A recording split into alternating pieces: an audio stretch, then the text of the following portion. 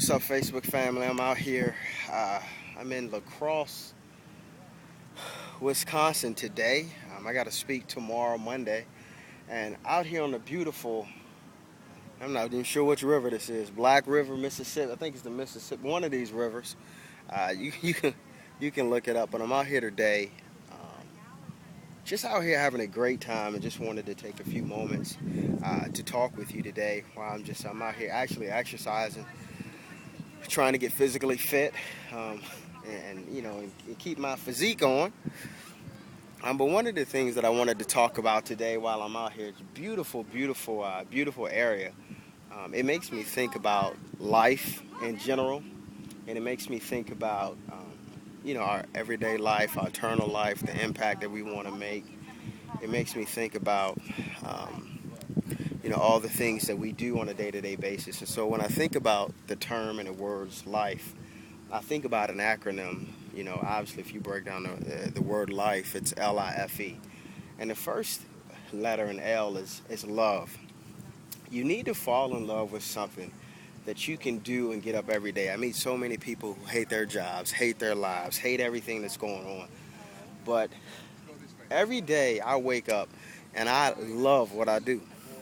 I mean, someone says, well, what if you won a lottery? I don't play the lottery. What if you won the lottery? What would you do? I would do more of what I already do. And that's just such a blessing to me to be able to know that every day I can wake up and do what I want to do. And don't just go and work at a career for 40 years just because they have benefits or it's a good salary. But find something that you can do every day that you can fall in love with. And if you find something that you fall in love with, you'll never work a day in your life. What's the next letter? I. I is inspiration. What inspires you? And don't allow your inspiration just to be a material thing. I mean, obviously there's certain cars I desire, certain homes I desire, and those things will come. But what really inspires you every day? What it's in you what are you really living for? What type of happiness do you want? That's something on the inside that really inspires you and motivates you every single day, and that's what I want out of life. To me, when I look at situations like this, when I find peace, when I know that I'm healthy, my family is well, my businesses are well, that inspires me. That's what inspires me and motivates me. It's those things that I can't put my hands on, those non-tangible things. Those are the things those intrinsic motivators, that's what truly inspire me. What's the next letter? F. When you think about F, I always think about friends.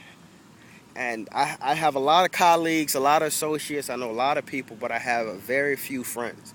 And friends are the individuals who know how I am when I'm not at church, when I'm not on stage, when I'm not doing a business deal, when I'm not on Facebook in the public's eye. But friends are the people who knows the real, not the Alton Jamison, but the AJ from Hopewell, Virginia. Those people mean the world to me. And one thing that you have to value and understand is that it's important to have some close friends in your life who can keep you humble, who can encourage you, who can support you, who knows the good, bad, and ugly about you. And that's so important a part of your life. The last thing, E. How do you want to make an eternal impact?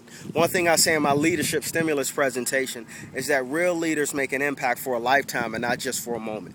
When I think of eternal impact, I think about my daughter. I think about the legacy that I'll leave behind. I think about when I go back home to Hopewell, Virginia, what will they say about Alton Jamison? What will they say about me? When I'm not here 20 years from now, what type of legacy that I'll leave? And the legacy that I want to leave is that I was a young man who pushed against many obstacles, but had a passion to see people to take off any mental barrier in their life to keep them from being who they wanted to be. Years ago, I heard a saying by Brian Tracy that says, what would you do if you knew you couldn't fail? And ladies and gentlemen, I'm doing that today. When I walked away from my career as an engineer, people were like, oh, why would you leave your job in this economy and benefits? But look at this. What would you do if you couldn't fail? I'm doing it. And I challenge you today is what would you do if you couldn't fail? Again, think about your life. Think about the things that are important in your life. And as always, this is Alton Jamison, and stay positive.